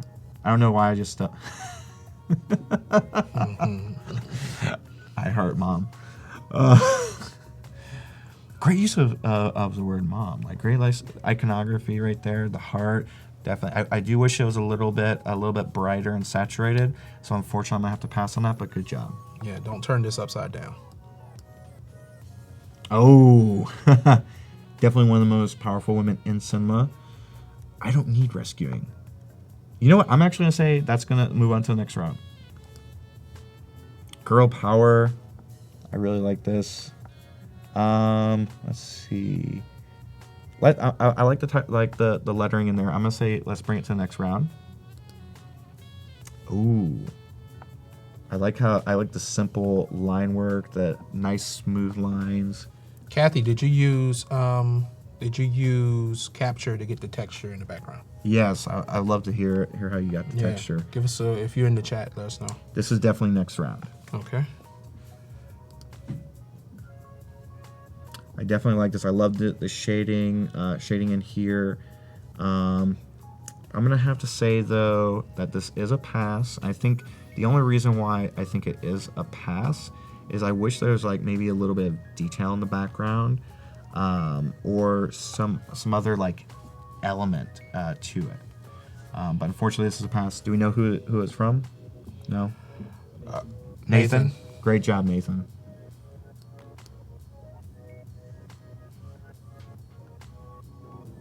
Hold up now. Yeah. Can we show? Yes, we can. Okay. we had to be careful for a second there. I like the minimalistic elements of this. I feel like when we were zoomed in there for a second, I was like, wait, is this a woman? I'm going to have to say, because I like the colors. I'm going to have to say it's pass. But who was it? This is Bruno. Bruno? Great job, Bruno. Oh. Yeah, this is definitely this is going to the next round. And wait, who is this? This is Anita. Yeah. Oh, wow. Okay. She's in the running. Unfortunately, we can just show these. This is from yesterday. Oh, okay. Yeah, so these are from yesterday. Oh, that's cool. We're gonna give them some shine. Yeah. Who is this? This was Simon. Yeah. Great job, Simon. Take that shine, Simon. Yeah. That's a good Yesterday, movie. our challenge was Monster. Yeah, monsters. And this is an older work. It's from June, but it still fits with the theme. Yeah. It's not eligible because Yeah. it wasn't created. Yeah, I always love when people show different characters like this. I know it's definitely hard in a short period of time to create a bunch of characters, but I definitely like these. Yeah, fresh. All right, so let's go through. Round 2. Let's start at the beginning where we were at. Okay. Boom. All right, so how many do we have left? We have 5 left, so. You better do it. That's what she said. You better do it. So 2 got to go? Yep, 2 got to go. All right. This is in the top 3. Top 3? Yep. Let me come back to this one. I'm going to say that this, unfortunately, is not getting a rose today, but I definitely want whoever created it, definitely a great job. I love the lettering in it. This is from Tariq. Tariq? Mm-hmm. Okay. Great job, Tariq. Okay. All right, so let's go back to the Leia. Unfortunately, the Leia, because these other three are they jump out to me. Unfortunately, Leia. Who agreed this? This is I'm guessing I see down here. Journey, the Gentle Giant. Yes, Gentle Giant. Gentle Giant. There we go. Great job here. I love this. I love the thought behind it because I love the fact that you're using Star Wars in here and you're pulling from pop culture. So that's a great job there. Unfortunately, did not make the top 3. It made number 4, but not the top 3. Okay, so now we are going in between these 3 here. We have Wayne's bow down illustration. We have Kathy's amazing gentle texture. Texture. Uh-huh. Yep. And then we have Anita's. I love this. I love the hair in this. Okay. All right, so we'll start from 3 and work our way up. So I would say number 3 is third place, gets a sticker pack, is going to be Kathy. Kathy gets the sticker pack. Congratulations, Kathy. Woo! And then now we're down to 2. We have Anita and we have Wayne. Okay. All right. Let's move Kathy out the way. Yeah, let's move Kathy out the way. So we have Anita here and we have Wayne. I'm going to have the one of you who is going to get a rose tonight or today, I'm going to have to go with my gut, and I'm going to have to say that the winner between Wayne's and Anita's is, drumroll,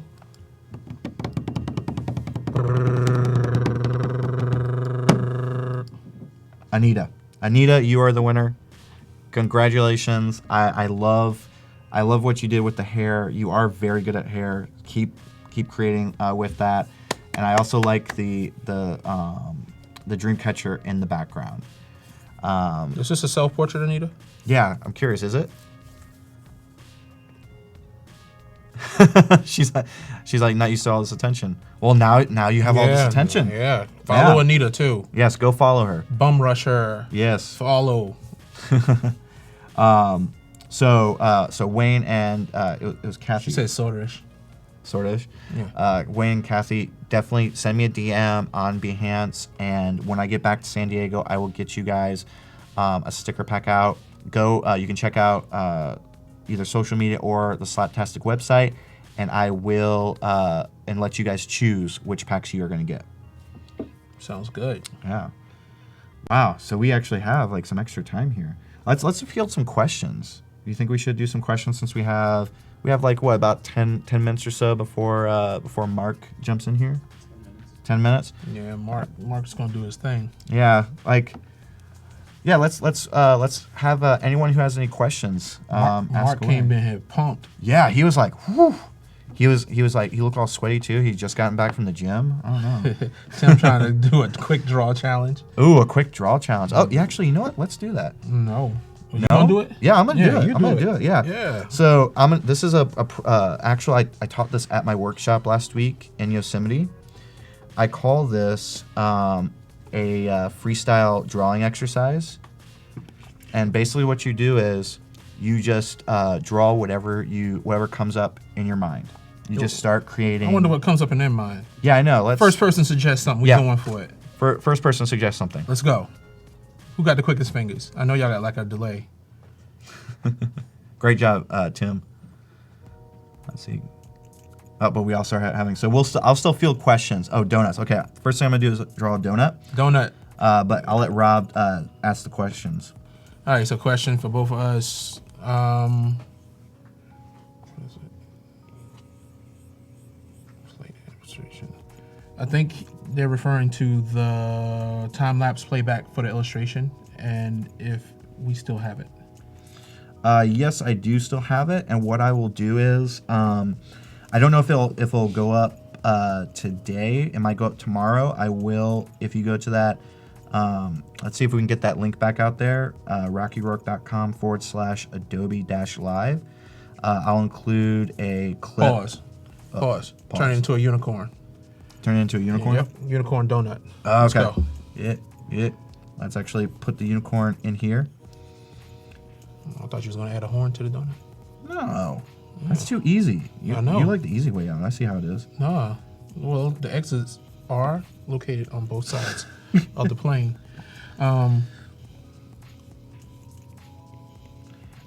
Yeah, so I'll export the time lapse, and that way you guys can take a look at it whenever you guys would like to. And that landing page will remain up. Maybe we can include it in the notes or something like that in case anyone wants to check it out. They'll have extra sketches and things like that. To Simon, I always play a sequence whenever I pick my whiffs of my strokes. So what I'll do is I find out what I want my maximum stroke to be. So let's say if my maximum stroke is 15, then the other two weights of the stroke must equal 15. So I might do a 5, a 10, and a 15, or I might do 6, a 9, and a 15, just so I can have that harmony. Sometimes I will actually do the same stroke, but I'll use a different brush or a different width profile, depending on what it is that I'm creating. Pause. We need some silhouettes of mosquitoes flying around the donut. Mosquitoes? Yes. Oh, because they're so sweet? Yes. Mosquitoes. Yep. There we go. Pause. You're killing me here. Now we need to transform this and shrink it down and place it on a high heel boot. Oh my God. Let me remove the Adobe part then. A high heel boot. Oh my God. Is this what they're saying, or is this what you're just coming up with? It's right there. Look at Ethan. Ethan? Oh my God. Oh my God. Like this is okay. So this is actually changing up from what I normally do. To get you out of your comfort zone, man. Let's go. I didn't know that you guys were going to be putting me through the ringer On the spot. here. You're freestyling right now. Yep.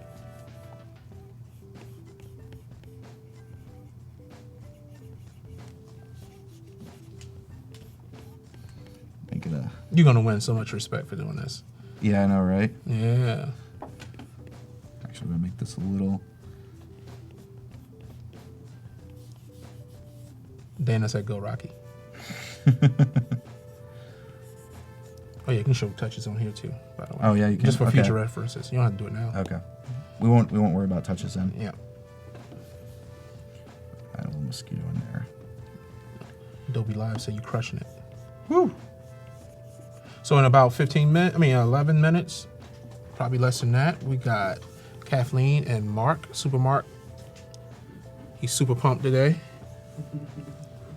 He did about like 25 push-ups over there. I know. He was. It was so impressive too. He was doing it right in front of us. I was like, it was hard for me to focus. Yeah, like cartwheels to get yeah. Gosh, man. Oh man, he is a beast. Yeah, y'all got to see this. Man. You guys need to watch when he illustrates when he's like sitting on his head. Like it's so amazing.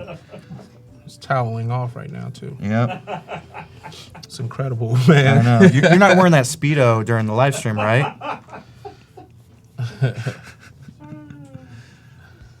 All right, what do we got? What do we got? Incredible. Do we got another suggestion in here? Somebody said these boots are made for walking.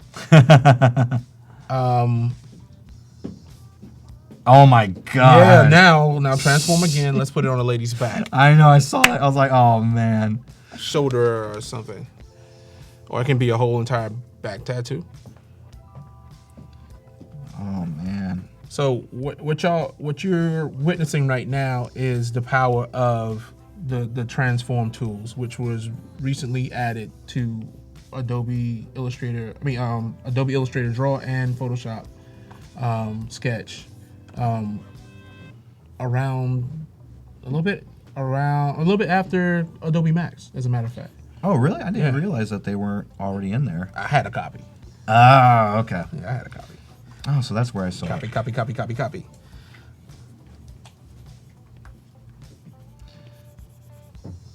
They love your laugh, Mark, by the way. Yeah. Thank you. Yeah, you better watch out for Leah.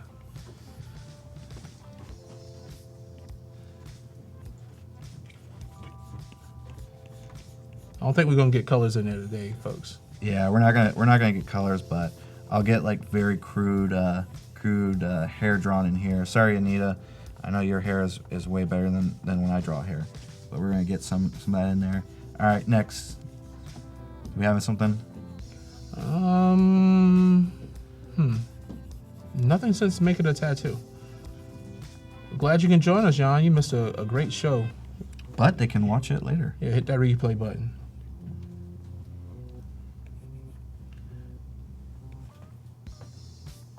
This might actually change into a different event that Adobe can do, where words are being tossed out at some of the mobile artists, and Oh yeah. you have to think quickly on the spot and come up with. I think this is a good exercise Some of the good stuff. For Mark. I think Mark should do this exercise later. Just like have him the last like 10 minutes, just like quickly do a freestyle drawing exercise and have the chat.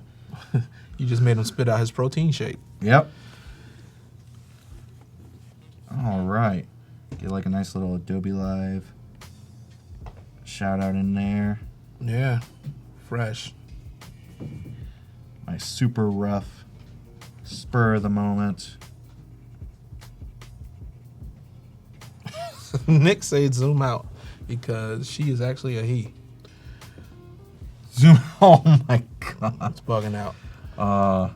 We Well- love the chat, man. Y'all got some humor up in there. We'll try. I'll try to do this. I don't know. we'll try. Oh no, man. Like, No. Okay. I won't do that. Yeah. Come on. Someone better. Someone let's else. avoid that. Yeah. But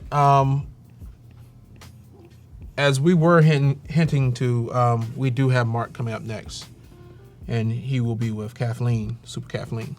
And then next after that we have. Next after that, we got Kyle Webster, and I think he's going to be joined with Brooke again. Ooh, yay. And after that, we got Kathleen, and she's going to be teaming up with Jax Jackson.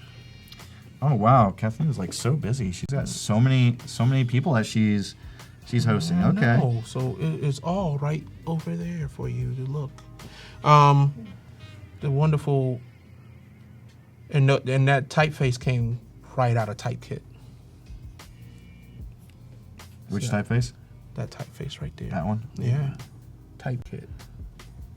You gotta mention the Adobe products. Yep. I actually use Typekit on my Squarespace sites. So Anita, they do happen every week. If they don't happen every week, we'll let you know.